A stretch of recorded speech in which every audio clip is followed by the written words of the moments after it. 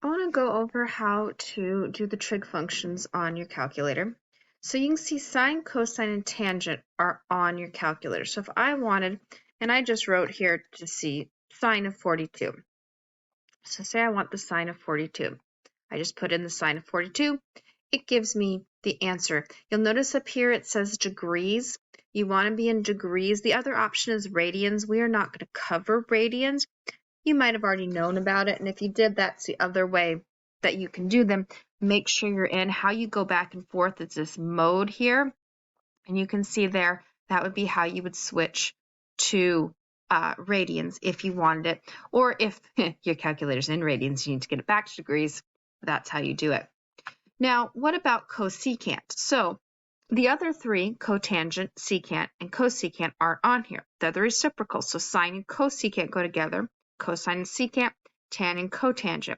So to find the cosecant of 42, I can do it two ways. I could either simply do 1 over this answer if I already have it. And this, which is 1 over sine of 42, that's the same as cosecant of 42, so 1.49. I can also do it all on my calculator in one step. So if I did this, but I have to, again, put it in as sine. You'll notice I used extra set of parentheses. Parentheses are absolutely your friend. You want to make sure that it's doing it in the right order. Now, this is a basic scientific calculator. If you're using this evil thing, you can see here, here's the trig functions. It does actually have them all. So if I put in the okay, I have to do 42, and you'll notice here again, I'm in degrees, and I put in cosecant. It does it. So those are actually all in here. Depends. Desmos is the same thing.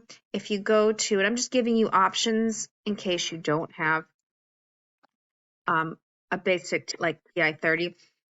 I said this before, I recommend having a TI-30, but you can come here and you can see here scientific calculator. There's a scientific calculator here as well. And this is how you switch between degree and radians on this one. On this one, the same thing. If I come up here, I can switch between them. So just some options on doing that. The big thing to realize is a lot of them only have the base 3, sine, cosine, and tangent. You use those reciprocal functions to get the other 3.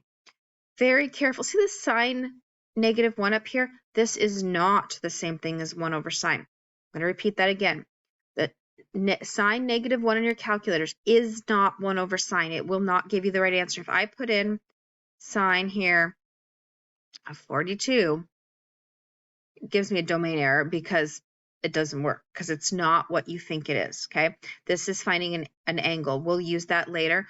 But, so what I want to end with is kind of a warning that you're going to see this sine -1. It does not mean 1 over sine. We think of that because, of course, if we see something like, 2 to the -1, it means 1 over half. In this case, the notation here does not mean that. So just really something to watch, because it's a really easy mistake to make, thinking, oh, I found a shortcut. Nope, that shortcut doesn't exist. It doesn't work. Okay, so hopefully that helps.